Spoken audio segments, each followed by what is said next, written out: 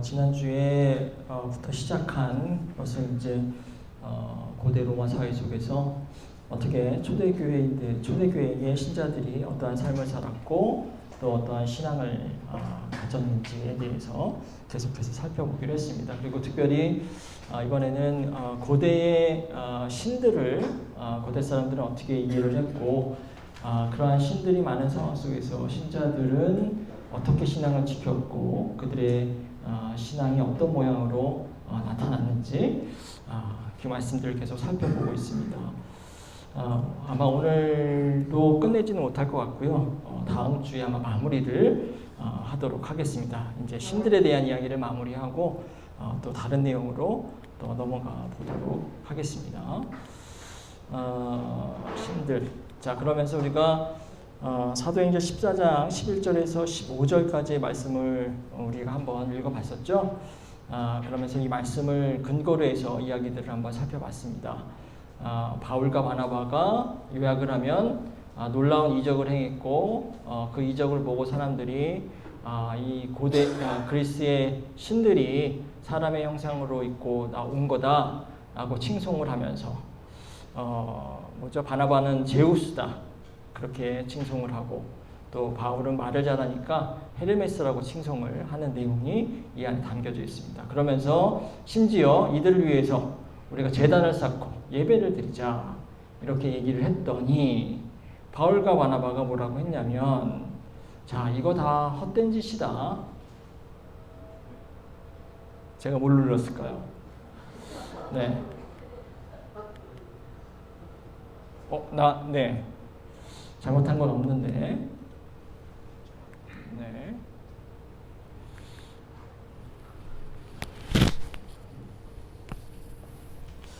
뭐 없이도 할 수 있지만은 이게 있어야 우리가 또 이해하기가 좀 쉬우니까요.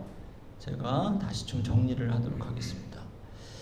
저는 이제 기계를 잘 믿지를 않아요. 왜냐하면 중요할 때 기계들이 말을 안 듣거든요.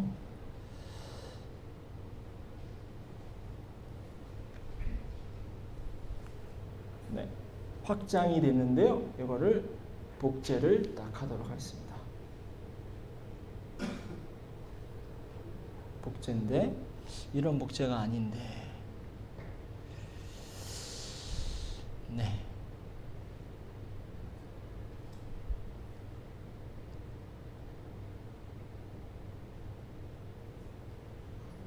네.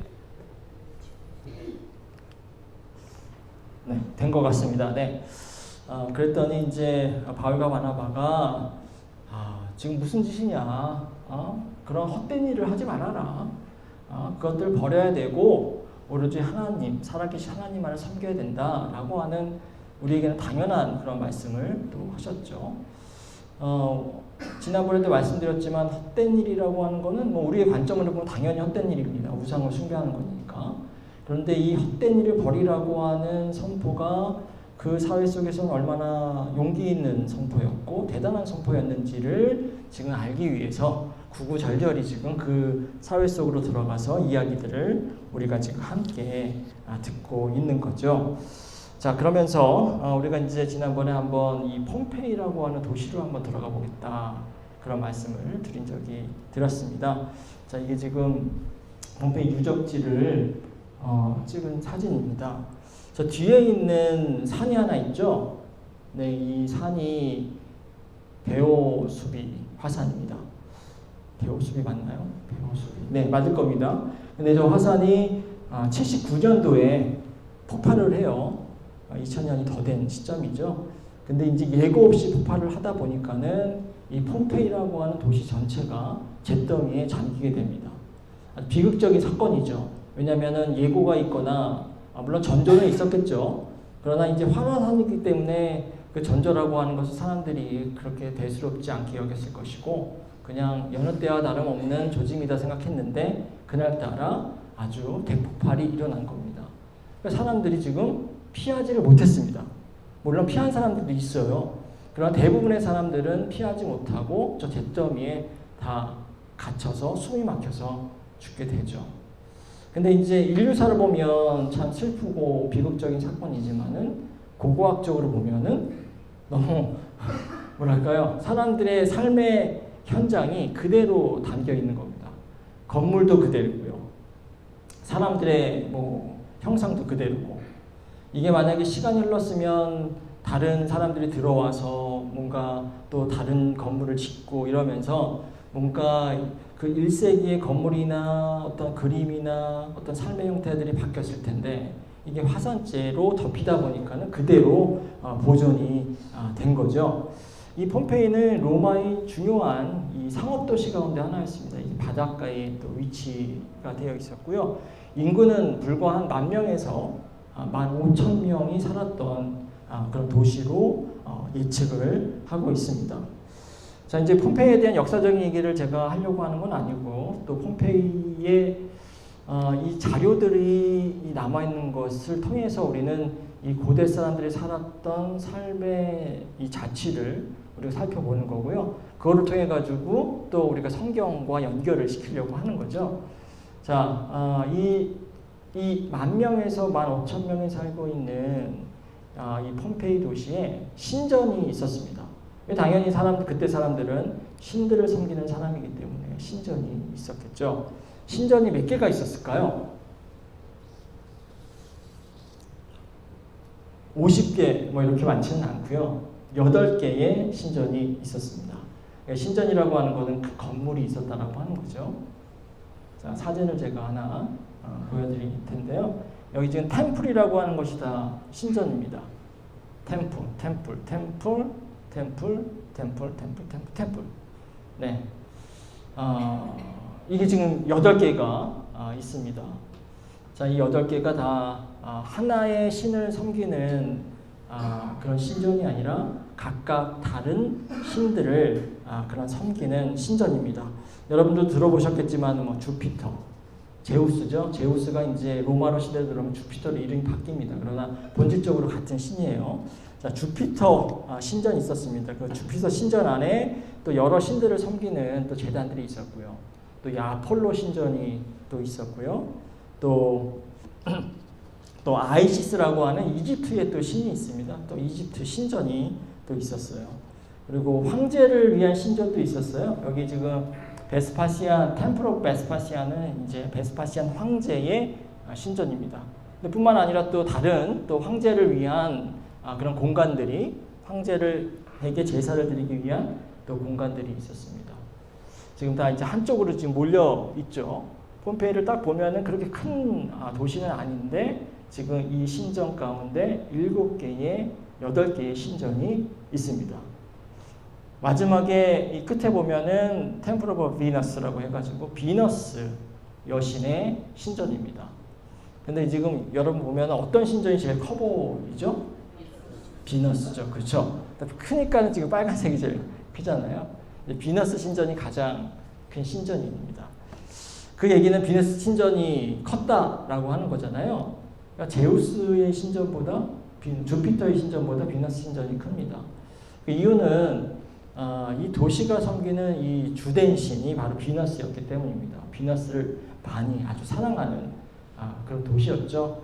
이제 비너스가 뭐 지혜의 여신이기도 하고요. 또 뭐 전쟁의 승리를 갖다 주는 여신이기도 하고 그렇기 때문에 이 사람들은 이 비너스를 가장 그들이 사랑하는 그러한 신으로 여겼고 헌신적으로 여겼습니다. 그렇다 보니까는 이 비너스 신전을 가장 크게 이렇게 건축을 했다는 거죠. 혹시 폼페이에 가보신 적이 있으신 분 계실까요? 가보셨어요? 대단하십니다. 근데 이런 거 보셨나요? 보셨구나. 부럽습니다. 이제 제가 이제 이 고대 초기 기독교 이런 거를 제가 강의를 하잖아요. 어느 때는 이제 갈릴리에 대한 강의도 하고 막 그렇습니다. 근데 제가 가보지를 못했어요. 그래가지고 갈릴리 이런 곳이다, 홈페이를 이런 곳이다 얘기를 하지만은 저도 다 그림으로 보고 책으로 다 공부한 거예요. 근데 지금 가보신 분이 있다니 언제도 얘기한 적이 모르겠지만은 어느 교수님이 이제 은퇴하신 교수님이 김 박사 이번에 무슨 수업 어떤 거 하나 그래서 제가 뭐 갈릴리 역사적 예수 이런 거 합니다. 갈릴리 가봤어? 그래서 못 가봤습니다. 그렇게 얘기했던 기억이 납니다. 이 공부를 머리로 하는 거죠. 네, 폼페이를 가보셨다니 대단하십니다. 네. 맞는 거겠죠, 이거? 이 비너스 신전이라고 합니다. 네, 크게 잘 지어진 거죠. 신전이 이렇게 많이 있고, 신전만 있는 건 또 아니에요. 신전은 이제 아주 커다랗게 지어진 거고, 또 신당이 있었을 겁니다.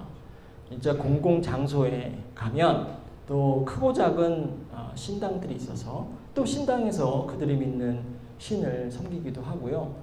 뭐 신당뿐 아니라 조금 작은 제단도 있었을 것이고요. 심지어 가정에도 또 뭐라고 할까요? 가정에 이렇게 만들어 놓은 거는 제단이라고 할까요? 네, 제단도 만들어 놓고 각각의 가정이 또 신들에게 자신들의 소원을 빌고 또 안녕을 추구했던 거죠. 한번 사진을 한번 보도록 하겠습니다. 네, 요게 이제 가정집에 있는 그런 제단 가운데 이 하나예요. 이 제단은 이제 벽면에 붙어 있는 그러한 벽면, 어떤 집의 벽면에 붙어 있는 제단이고요. 또 이 제단은 이 가정집 안에 있는 제단입니다. 가정집 안에 제단을 만들어 놓고 또 신들을 섬겼던 거죠. 근데 뭐 이러한 큰 가정집이 있고 또 제단이 있다라고 하는 것은 이 사람들의 이제 부의 어떤 크기를 알려주는 겁니다. 모든 사람이 다 이렇게 해놓고 살 수는 없고요. 또 재산이 있거나 또 지위가 높은 사람들이 집이 이렇게 이런 것들을 만들어 놓고 살았죠. 자, 이렇게 작은 도시에 신전이 8개가 있고 또 각각의 장소에 신당들이 있고 또 어떤 집에서는 이렇게 제단이 있다. 이게 어떤 것을 의미할까요? 단순히 얘기하면은 우상들을 엄청 섬기던 도시였구나 라고 하는 것을 의미하겠죠. 네, 우리의 관점에서 보면은 이게 지금 다 없어져야 될 우상을 섬기는 이런 패역한 도시였구나 라는 생각을 하게 됩니다. 근데 이제 근본적으로는 우상으로 가득 찬 도시는 맞죠. 신전도 많고 신당도 많고 제단도 많다라고 하는 것은 우상을 많이 섬겼던 도시라고 하는 거죠. 그러나 우리가 진지하게 질문을 던져야 할 것은 왜 폼페이는 하나의 케이스 스터디고요. 하나의 그냥 예로 든 것이고 고대의 로마 도시들은 왜 이렇게 많은 신전들을 만들고 신당들을 세우고 또 제단들을 만들어 놓았을까? 라고 하는 근본적인 질문을 우리가 한번 던지고 거기에 대한 대답을 한번 생각해 볼 필요가 있습니다. 왜 고대인들은 이렇게 많은 신들을 숭배하고 섬기고 또 아까 나중에 또 얘기할 기회가 있겠지만 또 황제까지 그렇게 숭배를 했는가라고 하는 질문을 던져보는 거죠. 이유가 있을 겁니다. 그런데 또 신들이 여러분들 뭐 어렸을 때 뭐 그리스 로마 신화 이런 거 읽어보시면은 신들이 되게 이상해요. 완벽하지 않습니다. 우리가 인간과다는 신을 생각하면 뭔가 완벽한 그런 이미지를 생각합니다. 아주 자애와 사랑이 넘치는 그런 분, 아주 공의로운 분, 선하신 분, 이런 사람들을 생각을 하는데 그리스 로마의 신들은 그런 종류의 신이 아닙니다. 뭐 남자 신들은 되게 바람을 많이 펴가지고요. 여자들 너무 자주 만나기도 하고요. 시기와 질투와 뭐 다툼과 아주 아비규환입니다. 그럼에도 불구하고 이 사람들은 그런 신들을 그렇게 섬기는 거죠. 자, 왜 그러면 첫 번째 했던 질문으로 다시 돌아가서 왜 그들은 이렇게 완벽하지 않은 부족해 보이고 어떻게 보면 인간의 모습과 다를 바 없는 그런 신들을 열심히 이렇게 신전까지 만들고 집안에까지 들여와서 섬기느냐 하는 거죠. 뭐 복잡하게 얘기했지만 사실은 쉽습니다. 이유는 2가지 정도로 우리가 생각해 볼 수 있는 건데요. 첫 번째는 희망 때문입니다. 희망. 어떤 희망일까요? 어떤 희망? 자신들의 미래가 더 나아질 거라고 하는 희망이겠죠. 어떻게 하면 그들의 불확실한 미래가 나아질까요? 불확실한 미래, 인생의 불확실함이라고 하는 것은 고대나 현대나 똑같습니다. 오히려 고대가 더욱더 그런 불확실한 세계 속에 살고 있죠. 현대는 많은 정보가 넘치니까 그 정보를 통해서 분석하고 예측할 수 있지만 고대는 그러한 시스템 자체가 없습니다. 그러니까 내일 앞을 알 수가 없어요. 그러니까 늘 불안합니다. 그런 불안한 사람들에게 희망을 주는 존재가 바로 신들이라고 생각을 했기 때문인 거죠. 그래서 신들에게 잘 보이면, 신들에게 호의를 받으면은 이들이 나를 보호해주고 나를 축복해주고 또 나의 불확실한 미래에 뭔가 도움이 될 거라고 하는 기대를 가지고 있기 때문에 그들을 신을 섬기는 겁니다. 이게 나중에 또 얘기하겠지만은 우리는 뭐 이러한 뭐 비너스나 주피터나 이런 신들을 섬기지 않지만 비슷한 맥락에서 다른 것들을 우리는 또 현재 섬깁니다. 그렇죠? 여전히 우리는 불확실함을 느끼고 불확실함을 해소시킬 것을 찾는 거죠. 그게 돈이 될 수도 있고 명예가 될 수도 있고 권력이 될 수도 있고요. 늘 인간은 불확실함을 해소시키기 위해서 뭔가 희망의 대상을 찾기 때문에 신들을 만드는 거죠. 그러나 이 희망보다도 더 중요한 이유가 있습니다. 그것은 두려움입니다.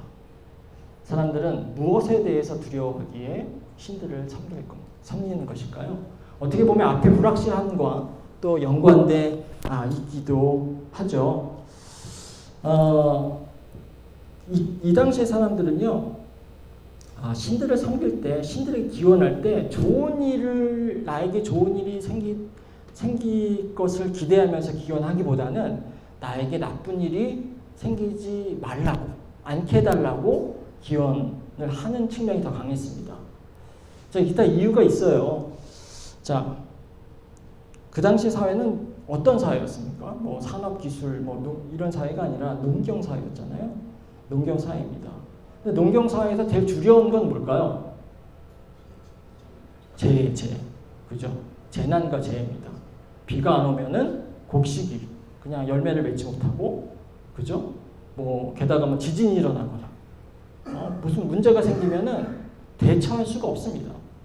다 그냥, 속수무책으로 당할 수밖에 없는 거죠. 만약에 곡식을 추수하지 못하면은 우리는 어떻게 살까요? 라면을 끓여 먹으면 될 텐데, 그죠? 빵을 좀 사다 먹거나, 아니 에너지바를 좀 사다 먹고 살 텐데, 그 당시에는 대책이 없는 겁니다. 그냥 죽는 거죠. 자연재난. 농경사회에서 이렇게 큰 재난은 천지지변이었습니다. 그런데 이 천지지변을 우리는 설명할 수 있죠. 그죠? 화산이 왜 폭발하죠? 무슨 지질학적으로 봤을 때 이렇게 판 구조가 이렇게 있다가 충돌해가지고 이렇게 설명하기도 하고, 태풍이 일어날 것 같으면 위성으로 태풍의 이렇게 관측을 좀 하면서 태풍이 일어나는 원인까지 분석할 뿐만 아니라 태풍의 이동 경로도 분석을 하면서 태풍이 곧 우리를 닥칠 것이다. 아니면 이번 태풍은 우리를 지나갈 것이다. 이번에 지나가지만 이 태풍은 큰 피해를 남길 것이다. 혹은 그냥 비만 뿌리다가 지나갈 것이다. 예측을 할 수 있는데 이 당시에는 이유를 전혀 알 수 없었습니다. 비가 안 와도 비가 안 오는 이유를 알 수 없고, 허리케인이 불어도 허리케인이 부는 이유를 알 수가 없고, 지진이 나도 지진이 일어나는 이유를 알 수 없고, 화산이 폭발해도 화산이 폭발하는 이유를 전혀 알 수가 없습니다. 과학의 세계가 아니었기 때문이죠. 그러나 그들은 답을 찾았습니다. 왜 그러한 자연재난과 천지지변이 일어나는 것일까요? 신이 노여했기 때문이에요. 신이. 그 어떤 신인지 모르지만 신이 화가 났기 때문에 사람들이 그렇게 천지지변을 일으킨다고 그들을 생각을 한 거죠. 자, 그렇기 때문에 이 신들의 노여움을 사지 않기 위해서, 신들의 분노를 사지 않기 위해서는 어떻게 해야 될까요? 신을 달래줘야 되고요. 신에게 제사를 드리면서 우리 좀 가엾게 봐달라고 이렇게 요청을 하는 거죠. 이 두려움, 재앙에 대한 두려움, 그리고 불확실한 미래에 대한 이 두려움이 그들로 하여금 신을 찾게 하고 또 신에게 간구하도록 하고 신의 보호를 요청하도록 하는 겁니다. 그런데 재밌는 것이 있어요. 재밌는 것이 뭐냐면은 신이 있지만 많이 있잖아요. 그 중에서 가장 능력 있고 가장 힘이 있는 신 하나만, 한 명만 섬기면 될 것 같은데, 그럼 덜 복잡하고 덜 힘들 것 같은데, 이 당시 사람들은 그렇지 않았습니다. 여러 명의 신들을 한꺼번에 섬겼던 거죠. 완벽하고 완전한 신을 한 명 섬기는 것이 아니고요. 여러 명의 신들을, 각각의 신들을 섬깁니다. 그리고 그 각각의 신들이 전 영역을 다 감당하는 게 아니에요. 뭐 하늘을 관장하고 땅을 관장하고 바다를 관장하고 뭐 생명을 관장하고 사랑을 관장하고 그런 것이 아니라 각각의 신들이 자기의 스페셜리티가 있습니다. 전문 분야가 있는 거죠. 그래서 어떤 신들은 전쟁을 관장하고, 우리가 알고 있는 제우스나 주피터 이런 신들은 하늘을 관장을 하고, 아까도 얘기했지만 비너스는 뭐 이렇게 승리를 뭐 승리나 풍요를 또 관장하기도 하고요. 또 포세이돈 아시죠? 로마 시들은 넵툰이라고 하는 건데요. 포세이돈은 이제 바다를 관장하는 그런 신으로 여겨진 거죠. 각자가 맡은 영역의 신들이 다 있는 겁니다. 그런데 아까도 얘기했지만 우리 기독교의 신앙은 하나님을 섬기면 다른 신들을 섬기지 않는 거잖아요. 한 사람에게만, 사람이 아니죠. 한 분에게만 우리의 신실함을 증명해야 되고 한 분에게만 우리의 신앙을 예배하면 되는 겁니다. 그런데 이 당시 사람들은 한 신에만 그런 것이 아니라 각각의 신들에게 다 동일하게 다 숭배하고 예배를 하는 거죠. 그렇게 해야지 각각의 신들이 가지고 있는 그런 장점과 스페셜리티를 다 자기가 혜택을 받을 수 있는 거예요. 포세이돈, 바다의 신을 예배하지 않으면 나중에 내가 배 타고 나갔을 때 바다의 노용을 받아서 내가 죽을 수도 있잖아요. 포세이돈도 우리가 예배를 해야 되는 거고요. 또 뭐 이 밖에 다른 신들도 다 같이 그렇게 예배를 취하는 겁니다. 이게 지금 아테나 여신이고요. 여기 제우스, 이게 아폴로, 이게 비너스입니다. 이렇게 신들을, 각각의 신들을 하는 건데, 이 신들을 섬기는 것이 배타적인 게 아니에요. 내가 A를 섬기면 B에게 배신하는 거다. 이게 아닙니다. A를 섬기면서 B도 섬기고, C도 섬기고, D도 섬기고, E도 섬기는 거죠. 신들이라고 하는 존재는 다 상호 보완적인 그러한 존재인 겁니다.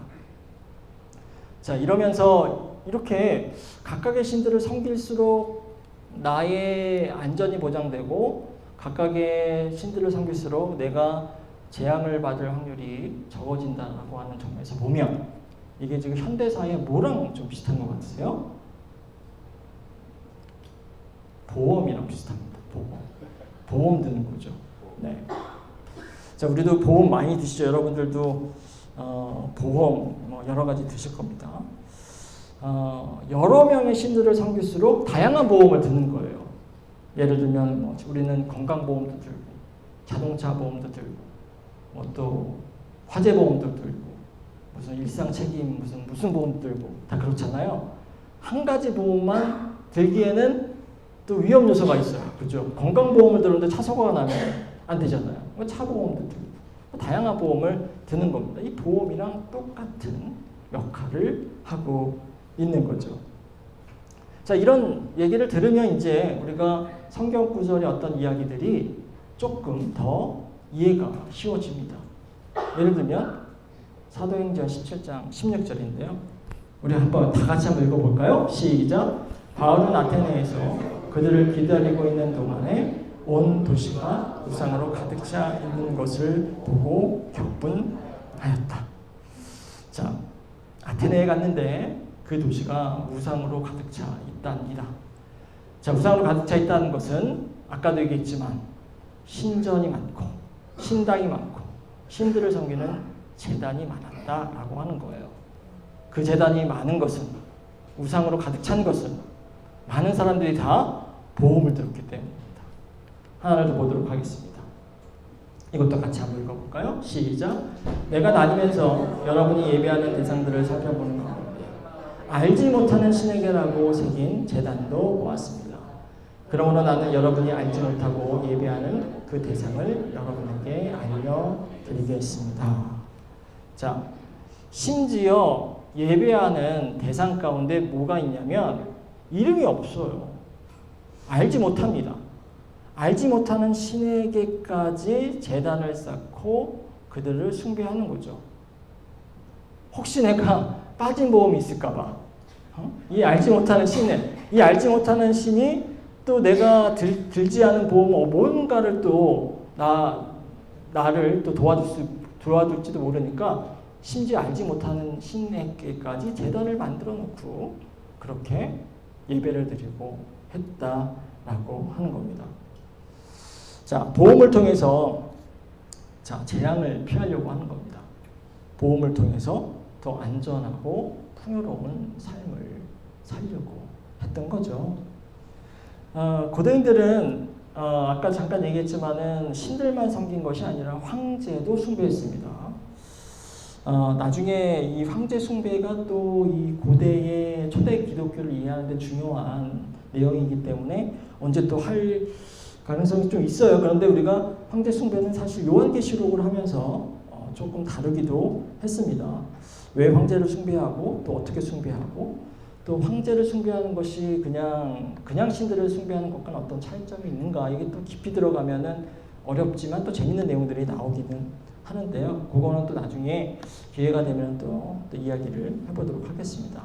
근데 한 가지만 말씀드리면은 그냥 일반 신들을 섬기는 거 있잖아요. 제우스라든지 아폴로를 섬기는 거는요. 어떻게 보면은 심리적이고 정서적인 측면이 많이 있습니다. 그리고 거기에는 해석이 개입이 되죠. 내가 아프면은 나의 건강을 책임지는 신에게 내가 뭔가 부족했구나 라고 하면서 그렇게 해석을 하면서 이제 내 건강을, 치료를 담당하는 신에게 예배를 드리는 거잖아요.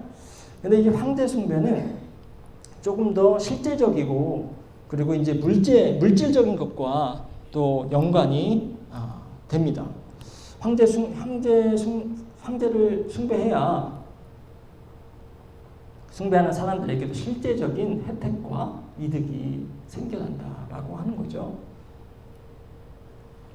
근데 근데 황제 숭배는 개인의 영역이기보다는 한 도시의 영역이었습니다. 한 도시 전체가 황제를 숭배하고 숭상하는 거죠.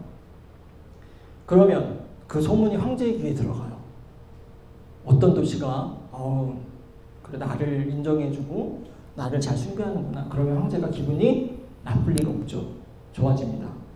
그러면 그 황제에게 공물을 더 하사한다든지, 그래 그 도시에 필요한 게 뭐야? 극장이 없어? 그럼 내가 극장 하나 지어줄게. 그러면서 극장을 지어준다든지 그런 혜택을 가지게 됩니다. 자, 그리고 그런 혜택의 공을 또 누가 가져갈까요? 거기에 지배자들, 통치자들이 가져간다. 내가 여기 잘해가지고 가져온 거야. 이거 우리가 수로가 없었잖아. 근데 이번에 내가 얘기를 잘해가지고 황제가 수로를 가져온 거야. 만들어줬어. 이렇게 공을 가져갑니다. 자, 이 통치자는 그러면서 자기 명예가 올라가요. 게다가 명예뿐만 아니라 황제로부터는 자기 지위를 보존받게 되는 거죠. 네가 엄청 충성되고 나에게 엄청 잘하는구나. 내가 너를 이번에 총리를 시켜줄게. 뭐 승진을 시켜주거나 아니면 이번에 임기가 끝났는데 다음 임기 내가 보장해줄게 라고 또 이야기를 해주는 거죠. 그렇기 때문에 혜택을 가장 크게 받는 사람들이 이 도시의 지배자들이고 통치자들입니다. 그러니까 그들은 필사적으로 그리고 경쟁적으로 황제를 숭배하게 되는 겁니다. 근데 실제로 황제는요, 자기가 이렇게 신처럼 숭배되기를 내심으로 좋아할 수는 있겠지만 겉으로는 표현하기가 상당히 어렵습니다. 왜냐하면 황제의 중요한 덕목 가운데 하나가 겸손이거든요. 그러니까 자기를 황제의 영역으로 올려놓는 것을 자기 입으로 그렇게 조장하는 것은 좋은 황제의 모습이 아닙니다. 그래서 이제 그 줄리어스 시저 같은 경우에는 그렇게 하지 말라고 반복적으로 얘기를 하기도 해요. 그러나 밑에서 계속 그런 얘기를 하기도 해서 그렇죠. 자, 어쨌든지 간에 도시들은 경쟁적으로 그렇게 황제를 숭배해 왔습니다.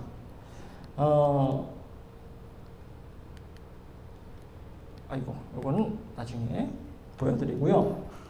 자, 어쨌든 이제 아까도 얘기했지만 신들을 섬기는 것이 보험 드는 것과 마찬가지다 보니까 이게 많은 신들을 섬기는 게 그냥 당연한 것이 돼버립니다.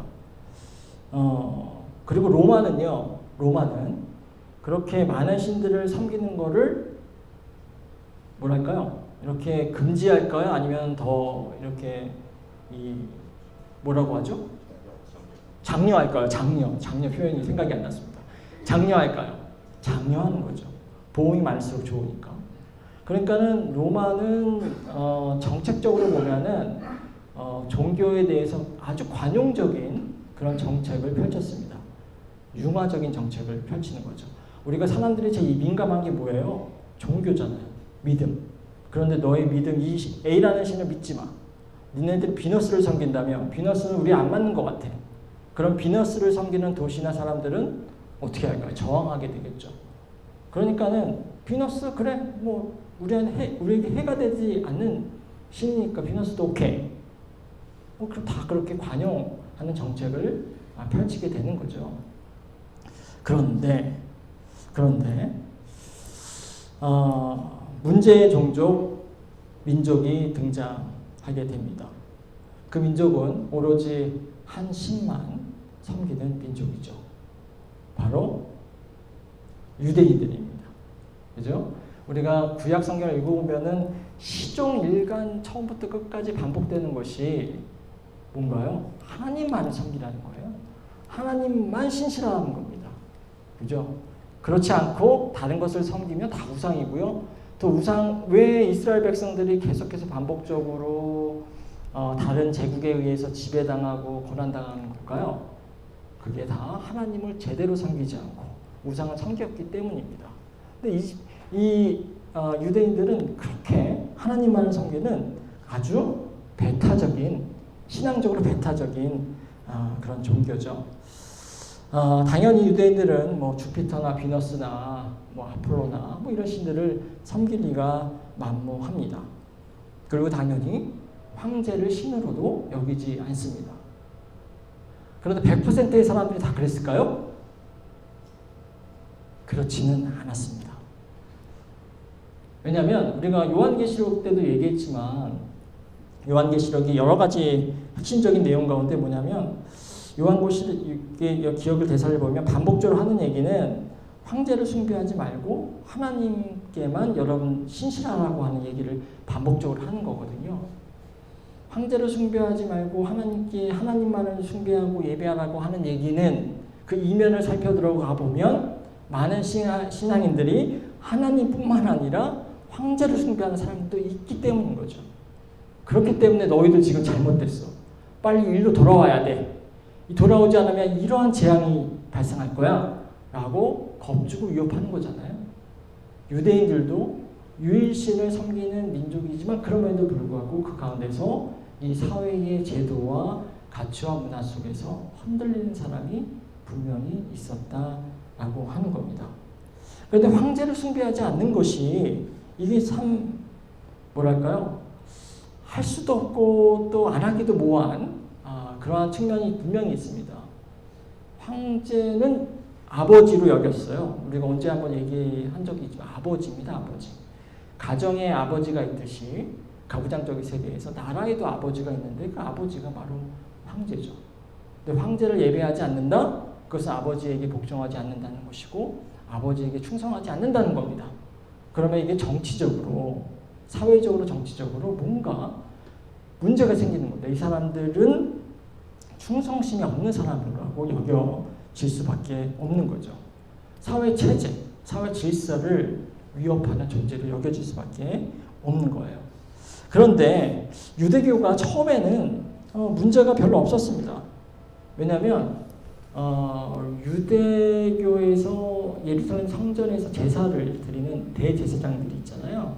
그 대제사장들을 누가 임명했냐면 유대인들이 뽑은 것이 아니라 로마의 승인을 받아서 임명이 됐습니다. 그 얘기는 뭐냐면 친로마파들이 대제사장이 되는 거죠. 그 얘기는 뭐냐면 이 사람들은 로마의 비유를 마치는 거예요. 물론 그 비유를 마친다면서 이 비유를 마치는 게 우리 민족을 위한 것이라고 생각을 했을런지도 모릅니다. 그러나 친로마파의 사람들이기 때문에 이들은 로마 황제에 대해서 로마 황제에 대한 제사를 예루살렘 성전에서 드립니다. 그런데 그 드린다고 해서 로마의 황제를 신으로 여기고 드리는 것과의 그런 차원은 아니에요. 아마 그것보다는 그냥 예의상 보여주기식의 그런 모습을 보였던 거죠. 어쨌든 그러한 행동을 하니까 로마에서 보기에는 그래도 뭐 얘네들이 충성심을 보여주는구나 라고 문제가 되지 않았습니다. 충성심을 의심하지 않았죠. 그런데 유대인들과 이 로마가 갈등이 확산되던 그런 시기가 또 있었어요. 자, 이 사람이 황제였을 때 문제가 생깁니다. 제가 이제 이 사람이 누구인지를 알려드릴 텐데 이름들은 다 압니다. 근데 이 사람의 공식 이름이 있어요. 재밌으라고 제가 가져왔습니다. 가이우스 율리우스 카이사르 아우구스투스 게르마니쿠스라고 이름이 길죠. 이게 공식 이름입니다. 공식 이름. 공식 이름이고 이제 우리에게는 칼리굴라라고 알려진 악명 높은 그런 황제 가운데 하나입니다. 그러니까 공식 이름이 긴 것은 이 당시에 사람들이 뭔가 높은 지위에 있는 사람들은 이름이 길어야 다 고귀한 사람으로 여겨졌기 때문에 이름을 길게 늘립니다. 근데 이 로마의 이 이름을 길게 늘려서 자기 존재를 증명하려고 하는 그러한 명예욕은요, 우리가 로마 시대를 살지 않지만 여전히 우리도 가지고 있어요. 그죠? 생각해 보면 특히 한국이 그렇습니다. 네. 미국 가면은 보통 다 이름을 부르잖아요. 근데 우리는 꼭 항상 직책이 있어요. 김 사장님, 대표님, 권사님, 장로님 그렇고요. 물론 미국도 없는 건 아니에요. 예를 들면 박사를 받으면은 무조건 거기 닥터가 없습니다. 닥터 김 이렇게. 그러면서 뭔가 자기를 수식하는 수식을 하나 더 늘리면 뭔가 내가 다 이 대단한 존재가 저는 보이잖아요. 어쨌든 이 로마 시대에도 동일하게 그렇게 존재를 했습니다. 카리큘라예요. 이 카리큘라가 어떤 일을 했냐면은 자기의 신상을 예루살렘 성전 안에다가 넣으려고 했어요. 만들어서.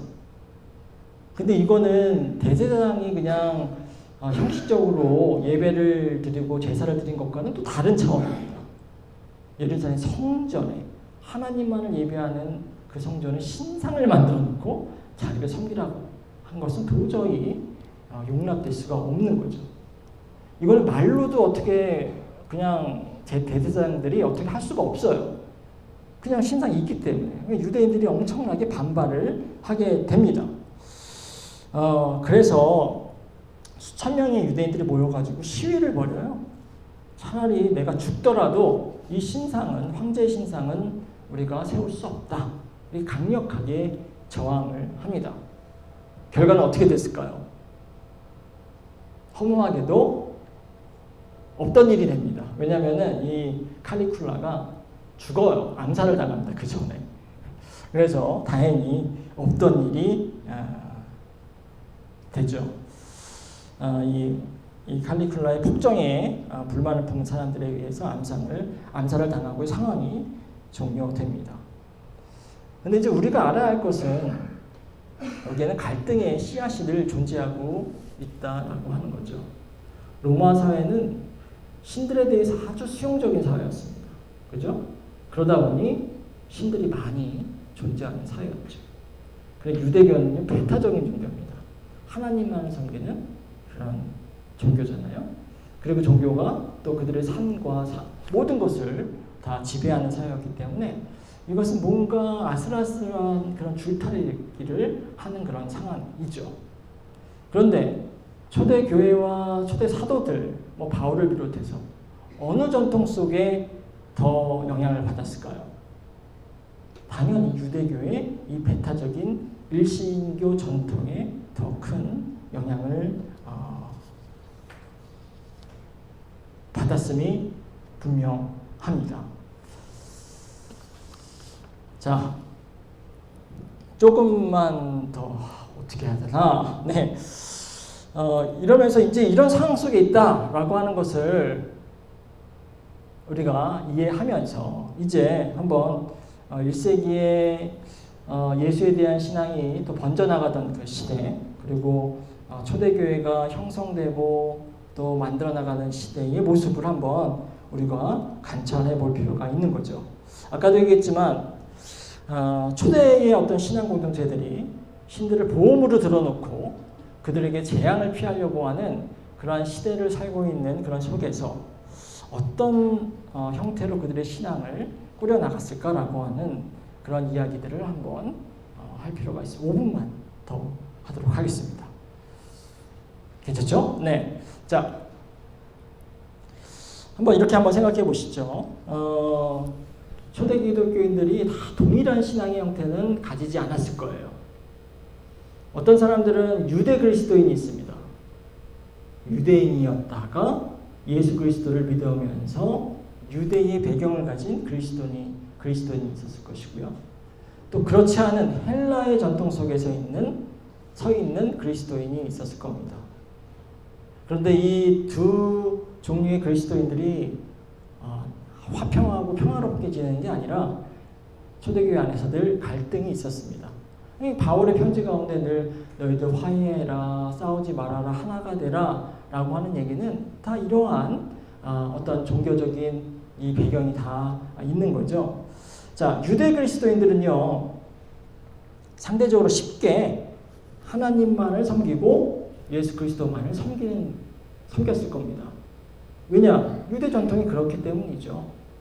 아무리 그리스도 로마 시대에 신들이 많고 그래도 꿈쩍하지 않고 나는 오로지 하나님만을 섬길 거야. 나는 오로지 예수 그리스도만 예배할 거야. 아마 굳건한 마음으로 그렇게 신앙생활을 했을 것이 분명합니다. 그런데 문제는 요 이방 그리스도인 혹은 헬라 그리스도인들입니다. 자, 그들이 예수 그리스도를 믿기 전에는 어떤 전통 속에 살았습니까? 헬라 전통 속에 산 거죠. 헬라 전통 속에 살았다는 얘기는 많은 신들을 섬겼고 또 그들의 신을 섬기는 것이 당연하고 또 그들의 섬김을 통해 가지고 그들이 안전이 보장되고 또 풍요가 보장되고 또 재앙으로 벗어났던 것을 당연하게 생각했던 그런 사람들이죠. 그런데 그런 삶의 일부였던 신들을 섬기는 거를 다 포기하고 그들을 버리고 하나님만을 섬기라고 하는 것이 그렇게 쉽게 그들에게 수용되지는 않았을 겁니다. 물론 쉽게 수용한 사람도 있었겠죠. 그러나 또 많은 헬라인들이 그것을 아주 이상하다고 생각했던 것이 분명을 합니다. 그런데 그럼에도 불구하고요, 사도들과 바울의 입장은 확고하고 분명합니다. 어떤 입장인가요? 안 된다는 거예요. 네, 안 된다는 겁니다. 이 다른 신들을 섬기지 말라는 거예요. 로마의 사회는 신들을 계속해서 추가합니다. 지금 10명이어도 괜찮아. 충분치 않아. 11명, 12명, 13명. 심지어 이름을 모르는 신까지 다 추가해요.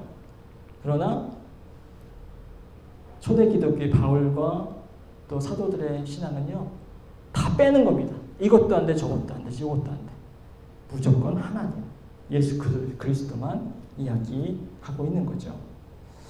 자, 우리는 앞에서 바울과 바나바가 다른 우상을 섬기는 거, 그게 다 뭐라고 얘기했습니까? 헛된 일이라고 이야기를 하고 있습니다. 자, 그리고 데살로니가전서 1장 9절 한번 제가 한번 읽어보겠습니다. 그들은 우리를 두고 이야기합니다. 우리가 여러분들을 찾아갔을 때 여러분이 우리를 어떻게 영접했는지, 어떻게 해서 여러분이 우상을 버리고 하나님께 돌아와서 살아계시고 참되신 하나님을 섬기며, 이렇게 나와 있어요. 자, 우상을 섬기면서 하나님을 섬기라고 이야기하고 있습니까? 그렇지 않아요. 우상을 버리라고 이야기를 하고 있습니다. 그리고 여러분들이 우상을 버렸고 그리고 하나님께 돌아왔다고 지금 칭찬하고 있는 거예요. 자, 데살로니가 교인들 적어도 이 초대 교인들은요, 그 당시에 당연히 여겼던 신들을 섬기는 거 이것들 다 포기하고 버렸던 신앙을 가진 사람들입니다. 자, 또 하나의 구절을 좀 길지만 또 하나 보도록 하겠습니다. 이것은 고린도전서 8장 4절에서 6절까지의 말씀입니다. 자, 한번 보도록 하겠습니다. 그런데 우상에게 바친 고기를 먹는 일을 두고 말하면 우리가 알기로는 세상에 우상이라는 것은 아무것도 없으며 오직 하나님 한 분밖에는 신이 없습니다. 이른바 신이라는 것들이 하늘에든 땅에든 있다고 칩시다. 그러면 많은 신과 많은 주가 있을 것입니다. 그러나 우리에게는 아버지가 되시는 하나님 한 분이 계실 뿐입니다. 만물은 그에게서 났고 우리는 그분을 위해 있습니다. 그리고 한 분 주님이신 예수 그리스도가 계십니다. 만물이 그분으로 말미암아 있고 우리도 그분으로 말미암아 있습니다.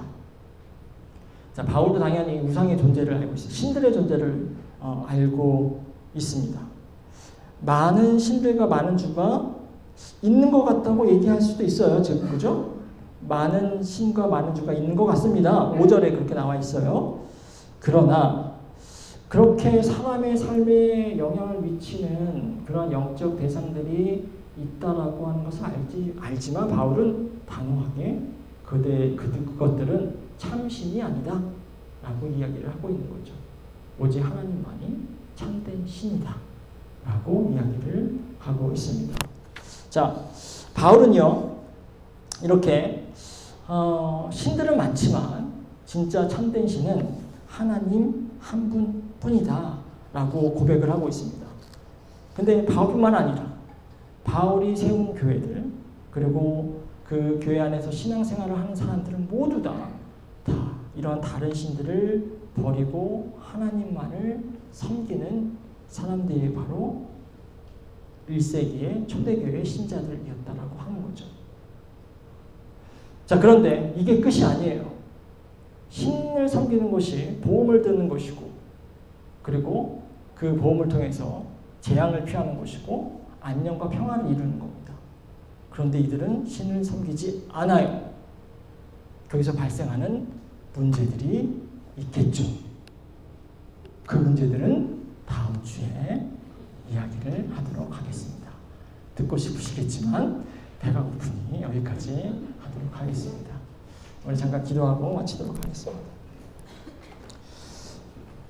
하나님 감사를 드립니다.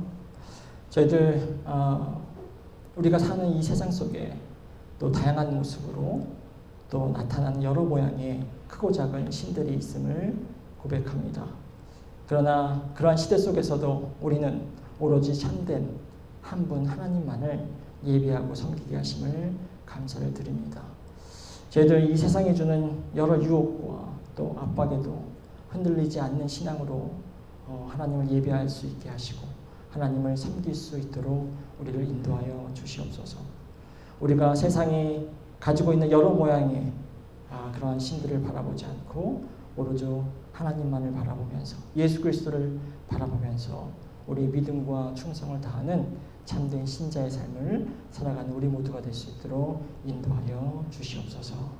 모든 말씀 예수님의 이름으로 간절히 기도합니다. 아멘.